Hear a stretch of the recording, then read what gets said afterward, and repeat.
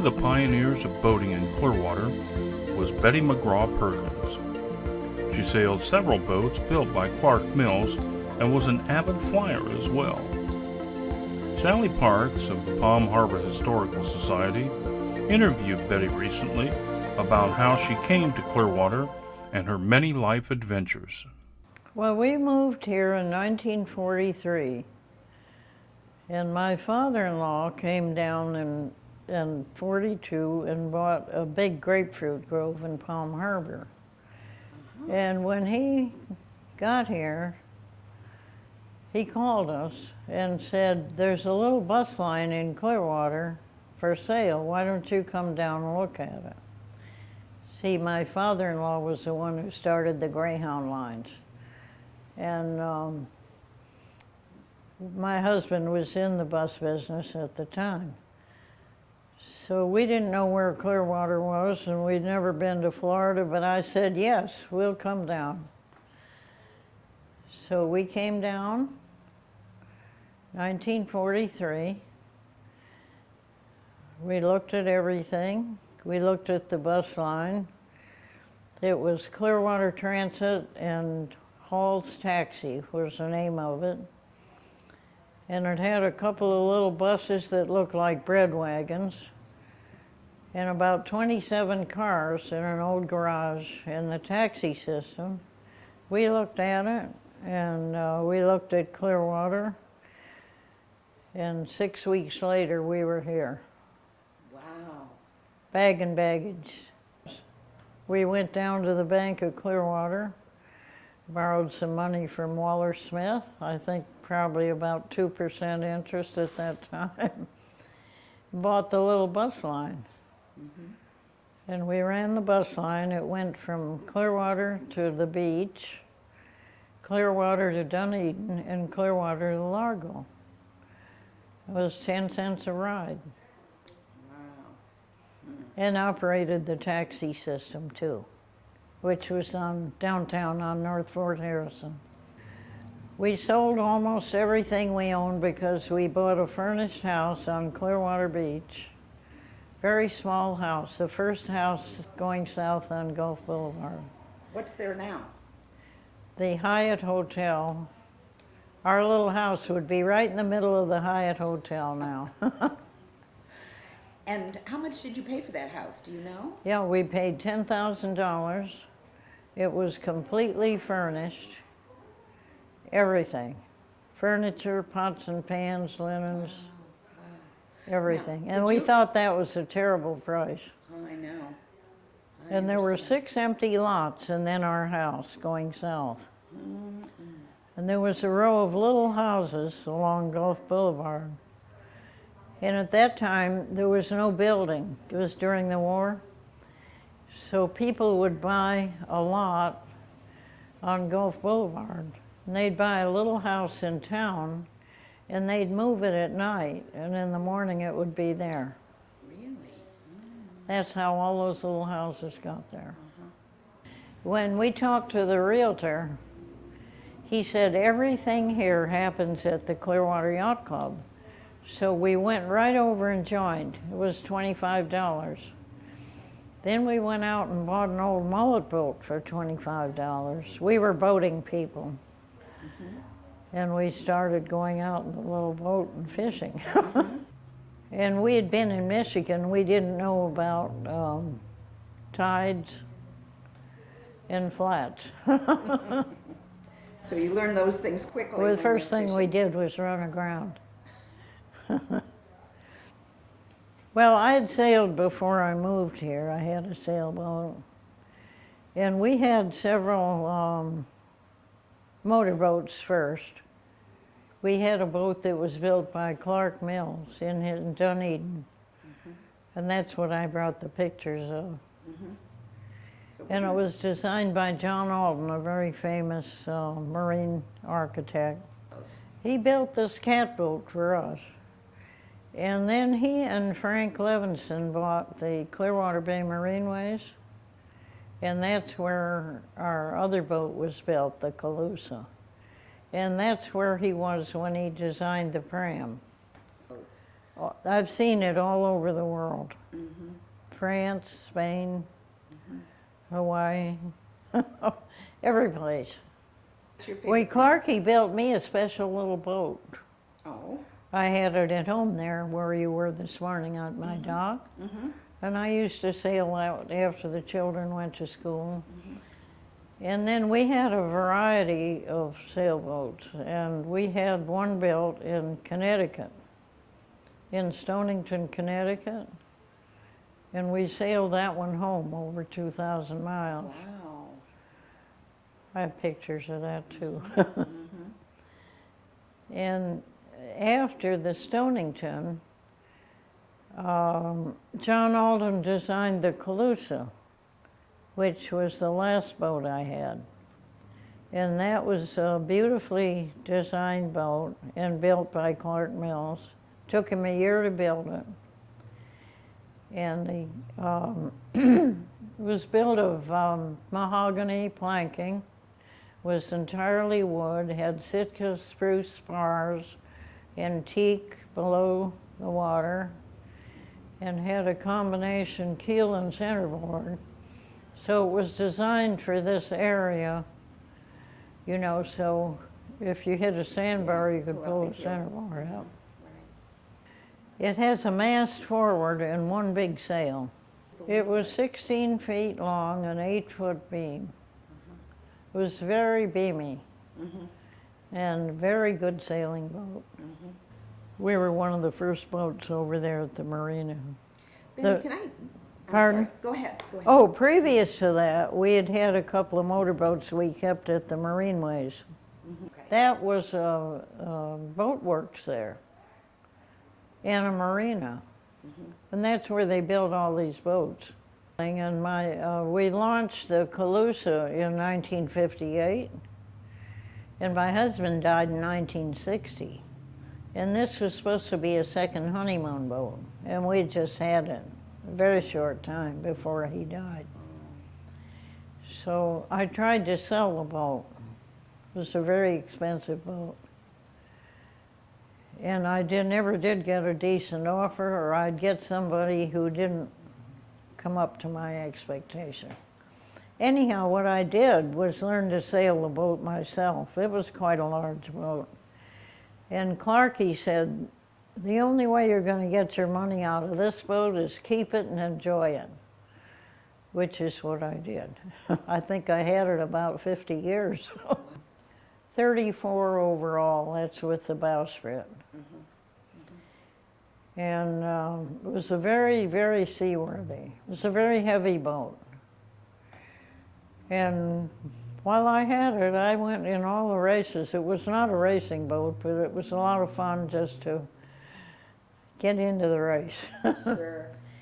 And I started trying to finish the races, but usually the wind would die down, you know, and I'd miss the party. So after that, I'd get into the start, and after everybody passed me, I'd turn around and come back. You could be the first one to the First party. over the finish line. Well, the Calusa was underpowered. It just had a 25 horsepower auxiliary engine. And a lot of times that didn't work. And I remember one time I was coming in with my all-girl crew, and there was a very strong east wind. So I was sailing into the wind. I couldn't sail under the bridge because the wind was directly on the bow. And the engine wasn't strong enough to get me in. So people would stop and help me. They were very nice. So that day a little boat stopped, and he, you know, I realized he couldn't possibly tow me in, a big heavy boat. So I said, you go to the marina and tell the man who owns the Rainbow, and he'll come out and get me. So it just happened that the owner of the Rainbow was there. It was a big head boat, you know, a big fishing boat. Yeah, right. So out comes the Rainbow. And they come out and throw me a line, I tie it around the bollard, and they tow me under the bridge. That's the first time that boat, it wasn't built to plane, but that's the fastest I ever went. And then I had an all-girl crew. I had the first all-girl crew in Clearwater. Really? I had Mary June Burwell and Cornelia Gauze and Dodie Clark. And the four of us sailed that, but we went out once a week, just the four of us in the daytime. We had 1 day a week we went out in the boat. You know, when the Prams started, the businessmen sponsored them. And I have a picture of one in there that says Gulf Coast Motor Line. We owned the Gulf Coast Motor Line later after the Clearwater Transit. And we had a Pram, Gulf Coast Motor Line, Clearwater Transit. And my boys sailed those in the Pram. They were both in the Pram fleet. And I sailed one. You know, we had one at home, and we used to go down to the Cabana Club. We had one there. And the Pram started out to cost not over $50. I don't know if you knew that. Did you know that? The reason that it was designed the way it is, because they wanted to have the sailboat substitute for the roller coasters that used to go down Cleveland Street. They wanted a boat that was inexpensive, could be sailed by a small child, and it was very safe. Well, they made it out of one sheet of plywood. And it was a boat that a father and son could build out of one sheet of plywood. And the reason it has a vertical pram, you know, it's horizontal pram, is because if they'd made a pointed pram, it would have been more expensive. So that's how it started out. I have an original Clarkey Mills pram. At the time the yacht club was planning to expand, I gave it to the yacht club, and then they decided not to expand and gave it to the sailing center. Because one of the things I was instrumental in was working on getting a sailing center for Clearwater. Well, first of all, I was a charter member of the Windjammers. There was a very small group of us in Clearwater who sailed.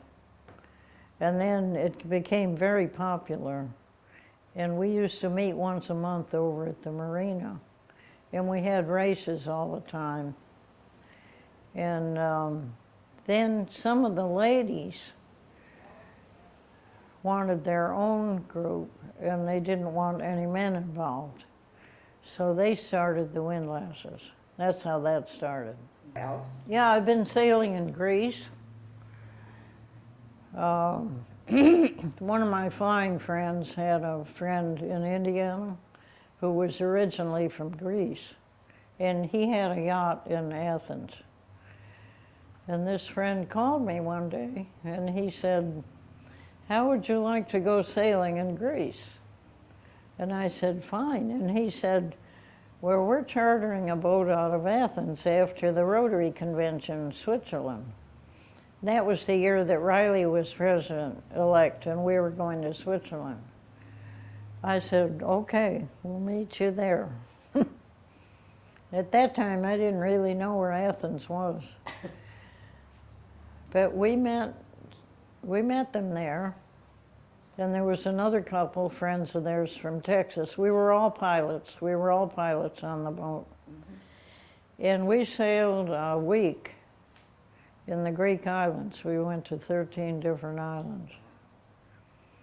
And we had such a wonderful time and got along so beautifully with each other that 2 years later, we went back and sailed for about a month.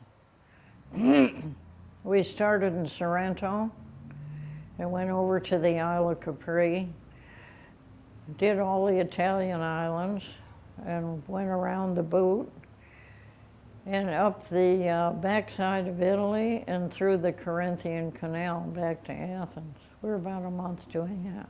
Well, my hands one day swelled up like meatballs. They were red and swollen, couldn't use them at all. And there was no dermatologist, you know, then. The Sudler Hood was my doctor. And he tried everything and sent me to Tampa. and they couldn't figure out what it was. Everything they asked me, I'd been doing. So one day I was fishing, and everybody had a fish on the line. So I went, we had a little fish subduer, you know. We'd hit the fish, subdue them, and then put them in the box. In the box, yeah. And the slime went on my hands, and my hands swelled up immediately, and then I knew what it was. So after that, you know, I couldn't touch the fish. They'd have to bait my hook and take my fish off. The bay was solid fish, and the mullet men used to come at night and put their nets right in front of my house. They'd come back at 5 in the morning and pull them in, which was great fun for the children and the dogs.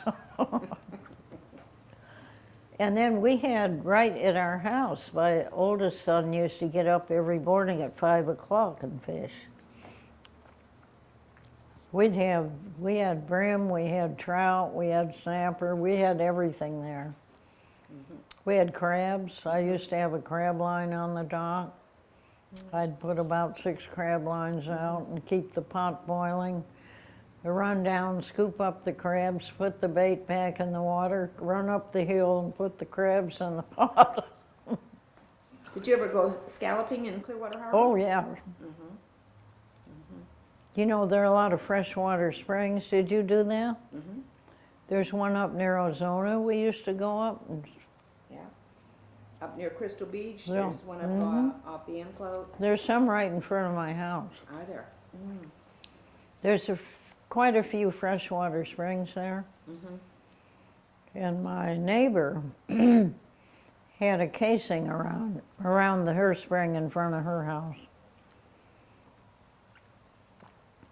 She finally took it away because my dog would go down. You know, at low tide, it would capture some fish down there. My dog would go down and bark at the fish. Betty was also quite the flyer in her younger days and had her own airplane. Well, I think I was inspired by Lindbergh way back when I was little. And one day, I was at an airport, and I had $1. And they were taking people up for a penny a pound, and I went up twice. And I was hooked. But I didn't get a chance. Was that here in Florida or what? Oh, no, that back in was up Michigan? north. So when I was in college, the government taught 10,000 college students to fly. You know, colleges all over the country. And so it wouldn't look military. They let 10% be women. So I got in on the very first year of that. I got my license in 1940. And then I moved to Michigan. And while I was there, the war broke out, and they called all the pilots. And while I was there, I was in the Civil Air Patrol, which was attached to the Army Air Corps. And I flew a lot of missions during the war. And then they chose me and another lady to teach instrument flying. And they gave us this course. We went down this basement at night, learned how to instrument fly in the link trainer. And then they picked us to teach the men who were in the Army Air Corps, instrument flying. And just when I finished the course was when we moved to Clearwater in 1943. And Tampa, what's now Tampa, was a bomber base. And what's now St. Pete Clearwater was a fighter base. In order for me to fly, I had to either go to Davis Island or Albert Woodard. The Clearwater Air Park wasn't? No, it was closed during the war. All the private little airports were closed, except the ones that were used for training. And did they reopen in like 1945 or 46? They reopened in 1944, Clearwater Air Park. And the Words and the Workmans and the Walkers, Toki Walker, and you know Margaret Workman. Those three couples came and opened the airport, and they had GI training there. But I had an airplane. They had the Luscombe airplanes there for sale, and that was a small aluminum airplane. Single engine? Yes, very small. Two-person? Flying it? And I flew that everywhere. What do you mean by everywhere? Tell me where you flew. Well, we owned part of a bus line then in Winter Haven too, and I used to fly the people back and forth, bus people, parts, and I flew all over Florida, every place there was an airport.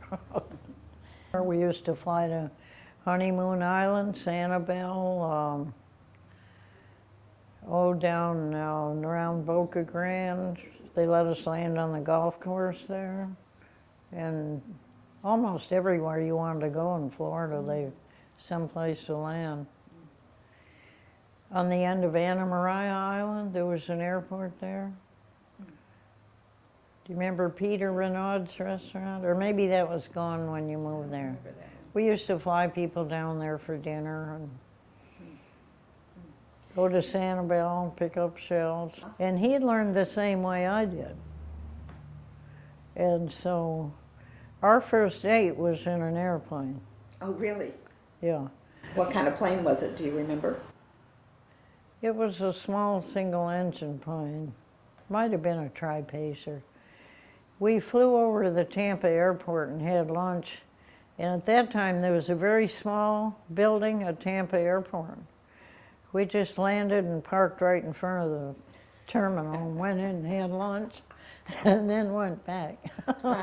I had a Cessna 172, and when I was married to Riley, we had Beechcraft, Debonair. It was a straight-tail Bonanza. We had two of those, one after another. And then Riley was instrumental in establishing the Air Academy that was at the St. Pete Clearwater. Trying to think, National Aviation Academy. And he was the person there who had the most ratings. And during the war, when he was called, he was an American Airlines captain attached to the services, and he used to fly the ocean every other week. And I believe that was in a DC-3. 14 hours.